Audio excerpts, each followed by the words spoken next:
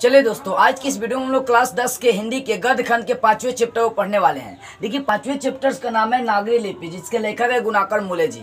तो आज हम लोग नागरी लिपि जो निबंध है उसके बारे में हम लोग जानेंगे। हम लोग की जो लिपि है नागरी लिपि, उसी के बारे में संपूर्णतः विस्तार से हम लोग जानेंगे। अब देखिए एक बात समझेंगे, ये जो किताब है आपका नागरी लिपि, देखना जो चैप्टर्स है वो आपका जिस भाषा में छपी है वही लिपि आपका नागरी या देवनागरी लिपि के नाम से जाना जाता है। तो इस लिपि को, इस निबंध को हम लोग बहुत ही सिंपल तरीके से समझेंगे। कई लोगों को ये सब समझ में आती ही नहीं है। पहली बात आप ये समझ लीजिए कि लिपि किसे कहते हैं। नागरी लिपि, देवनागरी लिपि, ये सब बाद में हम लोग जानेंगे। सबसे पहले हम लोग ये जानते हैं कि लिपि किसको कहते हैं। देखिए भाषा का मतलब होता है बोलना, लेकिन लिपि का अर्थ होता है लिखावट। मतलब जो लिखने की कला होती है ना, उसी को हम लोग बोलते हैं लिपि, ठीक है ना। तो इसमें कुछ पॉइंट है जिसको हम लोग जानेंगे। पहले लिपि के बारे में जान लेते हैं, उसके बाद और जानेंगे जो बातें हम लोग इस चैप्टर में जाननी है। तो पहली बात है, चैप्टर्स का नाम है नागरी लिपि। क्या नाम है? नागरी लिपि, ठीक है। तो यहाँ पर नागरी छोड़ो, लिपि के बारे में जानते हैं। लिपि का मतलब याद रखिएगा, सिंपल सी बात बता रहा हूँ, लिपि का मतलब लिखावट होता है। मतलब जो लिखने की कला होती है वही क्या होती है? लिपि होती है। अब यदि पहले की हम लोग बात करते हैं तो ये 8वीं सदी, 9वीं सदी, 10वीं, 11वीं, 12वीं सदी, ये सब जो सदी रहा ना, इसमें बहुत सारे राजा जो हुआ करते थे वो इस लिपि का प्रयोग किए। मतलब या तो अपने क्या करते थे, या तो अपने दान पत्र पर, चाहे ताम्र पत्र पर, या कहीं ना कहीं जो है ना वो लोग इस लिपि का प्रयोग करते थे, मतलब लिखावट के रूप में। नागरी लिपि, देवनागरी लिपि, ये सब एक ही चीज है, इसके अलग नाम नहीं है। मतलब नागरी लिपि ये सब सेम ही चीज है, ठीक है ना। तो लिखने की कला को हम लोग क्या कहते हैं? लिपि कहते हैं। अब नागरी लिपि, देवनागरी लिपि, ये देखो नागरी लिपि का मतलब जिस भाषा में हम लोग का किताब छपा है ना, वो क्या होगा? नागरी लिपि हो गया। मतलब हम लोग का जो किताब है वो हिंदी भाषा में छपा है, इस कारण से क्या हो जाए? हिंदी का नागरी लिपि चाहे देवनागरी लिपि हो गया, ठीक है ना। तो जिस भाषा में वो छपा है उसी को हम लोग नागरी या देवनागरी के नाम से जानते हैं। सब नाम एक ही है। मतलब नागरी लिपि चाहे देवनागरी लिपि या नंदी नागरी लिपि, ये तीनों एक ही नाम है, अलग अलग नाम नहीं है। तो ध्यान से सारी बातों को हम लोग समझेंगे, ठीक है ना। तो नागरी लिपि का मतलब क्या होगा? जिस भाषा में किताब जो छपी है उसी को हम लोग नागरी लिपि लिख सकते हैं, या हिंदी के भाषा को या हिंदी के लिखावट को हम लोग नागरी लिपि कहते हैं। बात सीधी सी है। देवनागरी लिपि भी उसी का नाम है, वही नागरी लिपि का जो डिफिनेशन देते हैं वही क्या होता है? देवनागरी लिपि है। तो देखो नागरी लिपि का मतलब क्या होगा? देखो नागरी लिपि कैसे नाम पड़ा है। तो नागरी लिपि की यदि बात करते हैं तो कहा जाता है, विद्वानों का मत है कि जो नागरी लिपि था वो कभी मतलब एक नागरी लिपि का जो उद्भव का मतलब होता है उत्पन्न। नागरी लिपि जो उत्पन्न हुआ था वो हो सकता है पटना नगर से हुआ, क्योंकि वो एक नगर के नाम से जाना जाता था। मतलब है हो सकता है इसी नगर, पटना नगर में ही इसका क्या हो? उद्भव हुआ हो, चाहे पटना नगर में ये उत्पन्न हुआ हो, इसी कारण से इसका नाम नागरी लिपि पड़ा।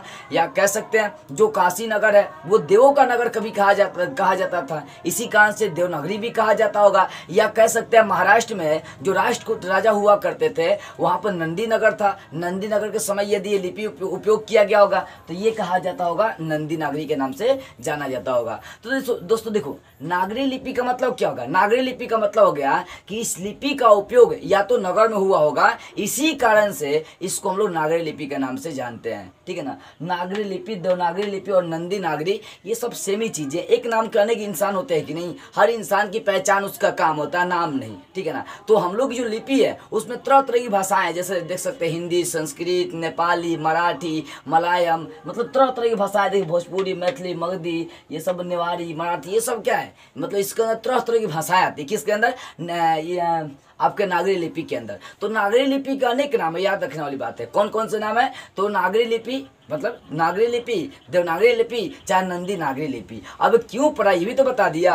कहने का मतलब विद्वानों की मतलब टोटल डिफिनेशन क्लियर नहीं हो पाई है कि आखिर इसका नाम नंदी नागरी, चाहे देवनागरी, या इसका नागरी लिपि क्यों कहा गया। मतलब जो लिपि हम लोग प्रयोग कर रहे हैं उसका नाम नागरी लिपि, देवनागरी लिपि या नंदी नागरी क्यों कहा गया। तो बात सीधी सी है कि पटना कभी नगर कहा जाता था। यदि मतलब कहने का मतलब है कि पटना किसी जमाने में नगर कहा जाता था, हो सकता है वहां पर इस लिपि का उपयोग हुआ, चाहे हो सकता है वहीं पर यह लिपि उत्पन्न हुआ हो, इसी कारण से इस लिपि को नागरी लिपि कहते हैं। या कभी काशी जो था ना, काशी देवों का नगरी कहा जाता था, काशी जो था ना वो देवों का नगरी कहा जाता था, हो सकता है वहाँ पर ये प्रयोग किया गया हो, इस कारण से देवनगरी के नाम से जाना गया हो। और तीसरी बात है कि महाराष्ट्र के जो राष्ट्रकूट राजा हुआ करते थे, जैसे दंती दुर्ग वहीं के राजा थे, तो महाराष्ट्र के जो राष्ट्रकूट जो राजा हुआ करते थे वहाँ नंदी नगर था, हो सकता है नंदी नगर में इसका प्रयोग किया गया हो, इस कारण से नंदी नगरी के नाम से जाना गया।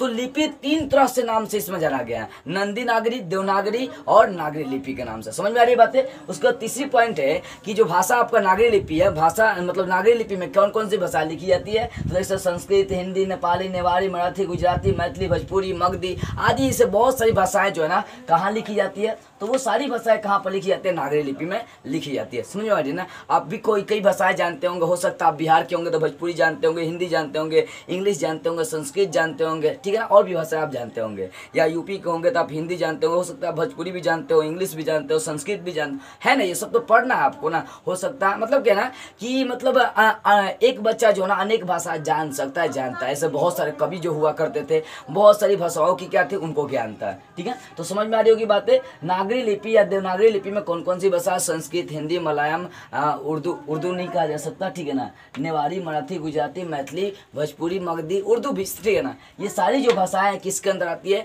नागरी लिपि के अंदर आती है। तो नागरी लिपि किसे कहते हैं, तो नागरी लिपि का मतलब होता है, नागरी लिपि जिस भाषा में हम लोग का जो लिपि छपा है, किताब छपा है, उसी को हम लोग क्या करें, नागरी लिपि। अभी हम लोग का टोटल हिंदी चल रहा है, तो हिंदी में आपको नागरी लिपि हो गया, देवनागरी लिपि, नंदी नागरी, आप सब समझिए। नागरी लिपि का ही दूसरा नाम नंदी नागरी है, चाहे देवनागरी पड़ा हुआ है, ठीक है। अब देखो इसमें भाषाएं भी आप समझिए। अब देखो गुप्तकालीन लिपि 2 लिपियाँ हैं, ब्राह्मणी लिपि और सीधम लिपि। ये सब क्या है, गुप्तकालीन लिपियाँ है। इनमें एक खासियत होती है कि जब इनको लिखी जाती है ना, तो इनके ऊपर जो है ना एकदम मतलब जो है ना छोटी लकीरें दी जाती है, क्या देते हैं, छोटी आरी के जैसे लकीरें दी जाती है, और नहीं तो इनके ऊपर त्रिकोण बनाई जाती है। क्या मतलब, जब सीधम लिपि या ब्राह्मणी लिपि को लिखना हो, चाहे पहचान करना हो, तो इनके अक्षरों पर छोटी आड़ी लकीरें पाई जाती है। और यदि देखी जाए नागरी लिपि, तो नागरी लिपि के अक्षरों पर मतलब बड़ी आड़ी के जैसे लकीरें पाई जाती है। वो अक्षर के अनुसार उसकी लंबाई होती है उसकी लकीरों की, लेकिन इनमें कोई नहीं, मतलब इनमें एकदम छोटी आड़ी लकीर होती है। मान लो कि आपका नाम लिखना है, ठीक है ना,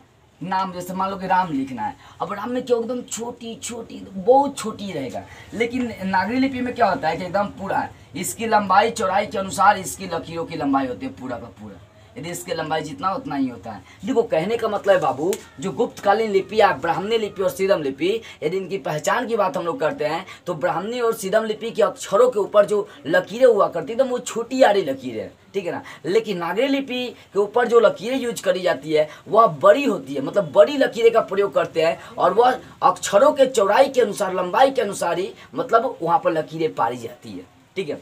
तो समझ में आ रही है। गुप्तकालीन लिपि कौन कौन सी है, ब्राह्मणी लिपि और सीधम लिपियां है। इससे संबंध जो है ना नागरी लिपि का मिलते रहता है, हमेशा क्वेश्चन करता भी है कि नागरी लिपि का संबंध किन गुप्तकालीन लिपियों से मिलता है, तो ब्राह्मणी लिपि और सीधम लिपियों से प्राप्त होता है। और कैसे पहचान करेंगे ब्राह्मणी लिपि और नागरी लिपि में, ब्राह्मणी लिपि और सीधम लिपि में नागरी लिपि की हम लोग कैसे पहचान कर सकते हैं। अब मान लो कि 10 गो लड़की है, वहाँ पर आपका जो गर्लफ्रेंड है पहचानने के लिए बोला जाता है, आप नहीं पहचान सकते, पहचान सकते हैं। उसी प्रकार ब्राह्मणी और सीधम लिपि में अगर नागरी लिपि की पहचान करनी हो तो बात सीधी से है, नागरी लिपि के अक्षरों पर छोटी आड़ी लकीरें होती है, लेकिन ब्राह्मणी लिपि और सीधम लिपि के जो अक्षर है उनके ऊपर छोटी आड़ी लकीरें होती है, लेकिन जो नागरी लिपि है उनके जो अक्षर होते हैं उनके ऊपर बड़ी आड़ी लकीरें होती है, मतलब अक्षर जितना होगा उसी के अनुसार ऊपर लकीरें खींची जाती है। और ब्राह्मणी लिपि में, सीधम लिपि में ऐसा कोई नहीं है, उसमें छोटी एकदम छोटी आड़ी लकीर होती है, या त्रिकोण त्रिभुज के जैसा होता है, 3 कोनों वाला भुजा देखे ना, ऊपर त्रिभुज के जैसा होता है, ठीक है, समझ में आ रही होगी।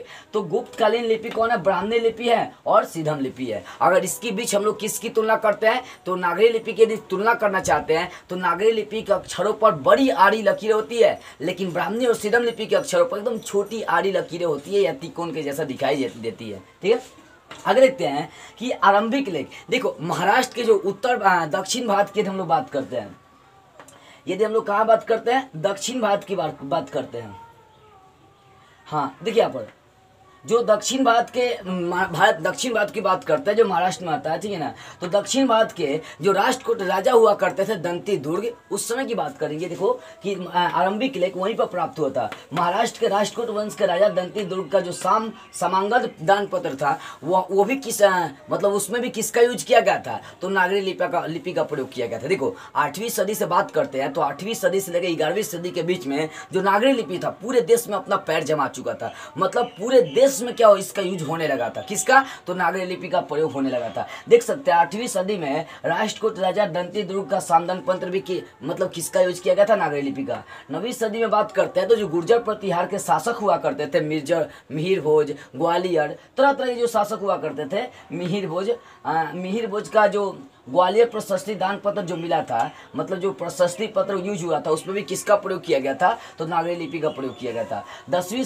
सदी में जो लिखित दोहा कोश मिला था वो सब नागरी लिपि के द्वारा ही लिखा मिला था, ठीक है। 11वीं सदी की यदि बात करता है तो शिलाहार शासक केसी देव का जो दान पत्र था वो भी किसका बना हुआ था, वो भी आपका मतलब वो भी उसमें भी नागरी लिपि का प्रयोग किया गया था। यदि 12वीं सदी की बात करते हैं तो जो केरल के शासक हुआ करते थे वो अपने सिक्कों पर वीर केरला से नागरी लिपि के द्वारा ही लिखवाए थे। आगे 13वीं सदी में देखी जाए तो देवगिरी यादव के जो राजा हुआ करते थे उनके भी ताम्र पत्र पर किसका यूज किया गया था, नागरी लिपि का प्रयोग किया गया था। और 14वीं यदि 15वीं सदी की बात करते हैं तो विजयनगर के जो शासक हुआ करते थे वो अपने लेखों पर नागरी लिपि का प्रयोग किए थे। और इन्हीं सदी को भी जो इस्लामी के शासक है जैसे अकबर, वो अकबर राम और सीता के साथ उस सिक्के पर क्या किए, राम सिया लिखवाने का भी काम किए थे अकबर। जो इस्लामी शासक आए थे उन्होंने भी क्या किया, अपने लिए नागरी लिपि का प्रयोग किया। इस तरह से देखी जा रही है तो 9वीं 8वीं सदी से लेकर 11वीं सदी तक कही जाए तो पूरे देश में जो था ना नागरी लिपि व्याप्त हो चुकी थी। उसके बाद हमेशा नागरी लिपि का प्रयोग होते रहा।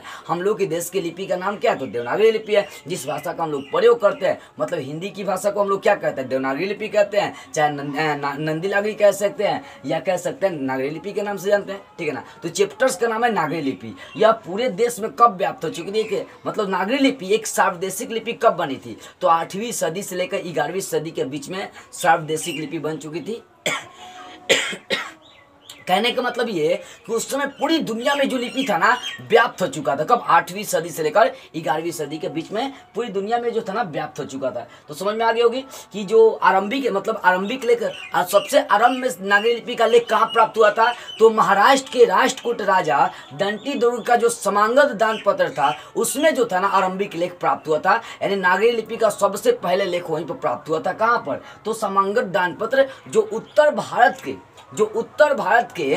शासक जो थे उत्तर भारत के महाराष्ट्र के राष्ट्रकूट वंश के जो शासक थे जिनका नाम था दंती दुर्ग, इनके लेख में जो ना मतलब इनके जो दान पत्र था समांगत दान पत्र, वहीं पर सबसे पहले नागरी लिपि का लेख प्राप्त होता है, ठीक है। अब देखो यहाँ पर ब्राह्मणी लिपि और सिरम लिपि की तुलना में नागरी लिपि की पहचान बता दिया कि ब्राह्मणी और नागरी लिपि के जो अक्षर होते हैं उनके ऊपर छोटी आरी लकीर होती है, लेकिन जो नागरी लिपि होता है उनके अक्षरों पर मतलब बड़ी आरी लकीरें और अक्षरों की चौड़ाई के अनुसार ऊपर लकीरें खींची जाती है, ठीक है। उसका उत्तर भारत में गुर्जर प्रतिहार, अब देखो उत्तर भारत में गुर्जर प्रतिहार वंश के शासक कनौज पर अपना अधिकार जमाए थे। जैसे उसमें शासक कौन कौन थे, मिहिर भोज, महेंद्र पाल, ये सब उस समय के प्रसिद्ध राजा हुए करते थे। देखो दक्षिण भारत में कौन कौन, तो दक्षिण भारत में जो राष्ट्रकूट वंश के राजा हुआ करते थे वो अपना शासन चलाए थे। वहाँ भी समांगत दान पत्र मिला था, वहाँ भी जो समांगत दान पत्र मिला था उस पर भी नागरी लिपि का प्रयोग किया गया था। उसके बाद देख सकते हैं यहाँ पर जो उत्तर भारत के, वो दक्षिण भारत की बात कर रहा हूँ, जो दंती दुर्ग था। उत्तर भारत की बात करते हैं तो यहाँ पर गुर्जर प्रतिहार के शासक जैसे महेंद्र पाल, मिहिर भोज, ये सब अपना वहाँ पर क्या किए, कनौज में अधिकार जमाए रखे। और देखी जाए तो मिहिर भोज की बात करी जाए तो इसके ग्वालियर प्रशस्ति पत्र पर भी नागरी लिपि का प्रयोग हुआ था, ठीक है। अब देखो नागरी को देवनागरी क्यों कहते हैं, तो नागरी को देवनागरी कहने में विद्वानों का मतलब कंठस्थली मतलब जो है ना परिभाषा डिफाइन नहीं मिल पाया है। अब कहेंगे कैसे, देखो कुछ लोग कहते हैं कि पटना कभी नगर कहा जाता था, हो सकता है वहीं पर लिपि का प्रयोग किया गया हो जिसके कारण से इसको नागरी लिपि कहा गया। किसी समय में जो काशी था वो देवों का नगर कहा जाता था, इस कारण से हो सकता है इस लिपि का उपयोग वहां किया गया हो तो यह देवनागरी के नाम से जाना गया हो। या जो महाराष्ट्र के राष्ट्रकूट जो वंश के राजा थे, वहाँ नंदी नगर था। हो सकता है वहाँ पर इस लिपि का उपयोग किया गया हो, जिसके कारण से इसका नाम क्या पड़ गया, नंदी नागरी पड़ गया। मतलब देखो, नागरी को देवनागरी कहने के अर्थ में इसका कोई कंठस्थली डिफिनेशन नहीं है, आपको ये पूरा डिफिनेशन दे देना पड़ेगा। अब नागरी शब्द की उत्पत्ति के साथ साथ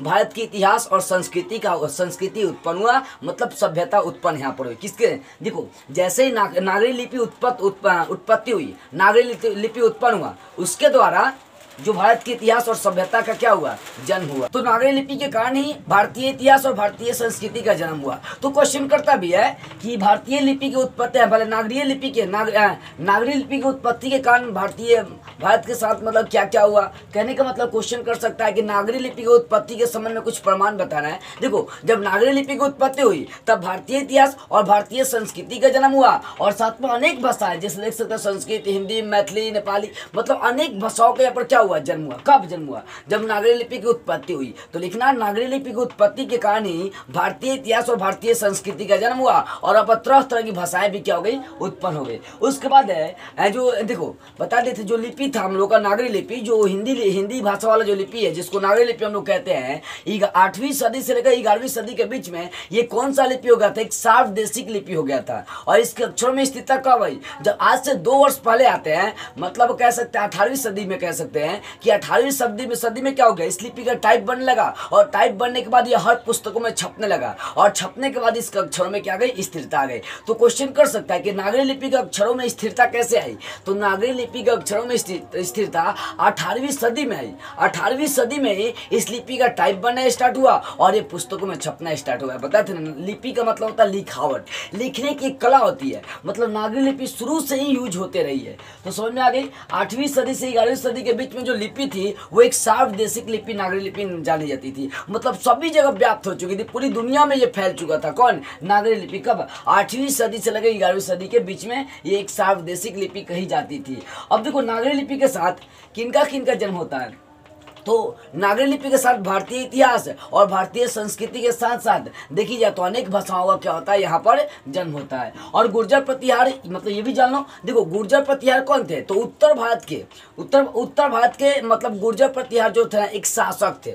गुर्जर प्रतिहार के बारे में मैं आपको बता देता हूँ। उत्तर भारत में गुर्जर प्रतिहार वंश के जो शासक थे, वो कन्नौज पर अपना अधिकार चलाते थे। तो गुर्जर प्रतिहार कौन थे, उत्तर भारत के गुर्जर प्रतिहार कन्नौज पर क्या करते थे, मतलब वो एक शासक थे, कन्नौज पर अपना अधिकार जमाए थे, जिसके अंतर्गत मिहिर भोज, महेंद्र पाल, ये सब प्रसिद्ध शासक है। उनके भी क्या हुआ था कि ग्वालियर प्रशस्ति पत्र पर मतलब नागरी लिपि का प्रयोग किया गया था। तो गुर्जर प्रतिहार कौन थे, एक विदेशी थे, विदेशी आक्रमणकारी थे, जो आकर भारत में क्या होते, मतलब भारत में आकर वो लोग बस थे। जैसे देखो, भारत एक ऐसा देश है जहाँ पर अनेक देशों के लोग जो है ना यहाँ पर आकर बस गए। तो गुर्जर प्रतिहार पूछेगा कि कौन है, तो लिखना आंसर सीधी सी बात है, गुर्जर प्रतिहार एक विदेशी है। कौन है गुर्जर प्रतिहार, एक विदेशी है जो भारत में आकर बस गया। यहाँ पर देखी जाए तो गुर्जर प्रतिहार के अंदर मिहिर भोज और महेंद्र पाल ये प्रसिद्ध शासक हुए जो कन्नौज पर अपना अधिकार जमा लिए। इनके भी ग्वालियर प्रशस्ति पत्र पर नागरी लिपि देखने को मिला है। तो इस तरह से आप समझ गए गुर्जर प्रतिहार कौन है। एक बार शॉर्ट में बता, देखो लिपि का मतलब हो गया लिखावट, लिखने की कला को लिपि कहते हैं। नागरी लिपि, देवनागरी लिपि और नांदी नागरी, मतलब पटना कभी नगर कहा जाता था, इस कारण से इस लिपि का उपयोग वहां हुआ होगा तो इसको नागरी लिपि कहा गया। या काशी देवों की नगरी है, वहां पर यदि इस लिपि का प्रयोग हुआ होगा तो इसको हम लोग देवनागरी कहते हैं, मतलब देवनागरी लिपि के नाम से जानते हैं। मतलब यदि काशी में यूज हुआ होगा तो वो देवनागरी लिपि के नाम से जान जाएगा। और महाराष्ट्र में राष्ट्रकूट राजाओं, जो राष्ट्रकूट वंश के राजा हुआ थे दंती दुर्ग, उनके यहाँ जो नंदी नगर था, यदि वहां पर इस नगर की उत्पत्ति हुई होगी तो उसको नंदी नागरी के हम लोग नाम से जानते हैं। ठीक है ना। यहाँ पर देखो जो नागरी लिपि थी वहां पर संस्कृत, मैथिली देखी जाए, उसको नेपाली, नेवारी, मराठी, गुजराती, भोजपुरी, मगधी, ये सब भाषा, तरह तरह की भाषा उसमें आती है। मतलब जब ये नागरी लिपि था तो इसके अंदर ये सब भाषाएं आती रहती है। और गुप्तकालीन लिपि भी है, गुप्तकालीन 2 गो है, ब्राह्मणी लिपि, सिदम लिपि। यदि इनकी पहचान करनी हो तो इनके अक्षरों पर जो होती है ना छोटी आड़ी लकीरें, चाहे त्रिकोण लकीरें होती है, लेकिन नागरी लिपि पर जो होती है ना बड़ी आड़ी लकीरें और अक्षरों की चौड़ाई के अनुसार वहाँ पर लकीरें पाड़ी जाती है ऊपर, ठीक है। उसके बाद देखी जाए जो ब्राह्मणी लिपि और सिद्धम जो लिपियाँ हैं, जो ब्राह्मणी लिपि और सिद्धम लिपियाँ है, ये जो है ना इनके बीच में भी ये गुप्तकालीन लिपियाँ है, इन लिपियों के बीच में भी क्या होता है, नागरी लिपि का संबंध मिलते रहता है। और ब्राह्मणी लिपि और सिद्धम लिपि के बीच यदि नागरी लिपि की पहचान करनी हो तो बता दिए, ब्राह्मणी लिपि और सिद्धम लिपि के अक्षरों के ऊपर जो होती है ना छोटी आड़ी लकीर होती है, लेकिन नागरी लिपि में जो होती है ना बड़ी आड़ी लकीरें, उसके अक्षरों की चौड़ाई के अनुसार लकीरें खींची जाती है। अब उत्तर भारत में जो था गुर्जर प्रतिहार वंश के शासक जो थे वो कन्नौज पर अपना अधिकार जमाए हुए थे। गुर्जर प्रतिहार कौन था, तो एक विदेशी था जो भारत में आकर बस गया था। उसके भी ग्वालियर प्रशस्ति पत्र पर जो था ना मतलब नागरी लिपि देखने को मिला था। नागरी लिपि की उत्पत्ति के बाद भारतीय संस्कृति मतलब भारतीय इतिहास और भारतीय संस्कृति का यहाँ पर जन्म हुआ। उसके साथ साथ अनेक भाषाएं भी जन्म हो गई। 8वीं सदी से लेकर 11वीं सदी के बीच में जो नागरी लिपि था वो एक सार्वदेशिक लिपि के नाम से जानी गई थी। समझ में आ गई, भारतीय लिपि के साथ साथ भारतीय इतिहास भारतीय संस्कृति का जन्म हुआ, अनेक भाषाओं का भी क्या हो गया, जन्म हो गया। उसके बाद गुर्जर प्रतिहार कौन था, तो एक विदेशी था, वो आकर भारत में बस गया, वह कन्नौज पर अपना अधिकार जमाया हुआ था। उसमें मिहिर भोज महेंद्रपाल ये सब प्रसिद्ध शासक हुआ करते थे। उनके भी ग्वालियर प्रशस्ति पत्र पर कौन सा उपयोग हुआ था, नागरी लिपि का प्रयोग हुआ था। तो इस तरह से आप ये चैप्टर में मतलब जो समझ गए होंगे, ये क्या एक निबंध कोई कहानी नहीं है। तो सारी बातें इस पॉइंट पर मैं क्या किया हूँ, लगभग 12 पॉइंट पर इस चैप्टर्स को क्लियर किया और डिसाइड कर दिया, मतलब पूरा का पूरा समझा दिया हूँ। आई होप आपको ये सारी बातें समझ में आ गई होगी। तो बस आज के इस वीडियो में इतना ही। अगले वीडियो में हम लोग इस चैप्टर के प्रश्न उत्तर को सॉल्व करते हुए फिर मिलेंगे।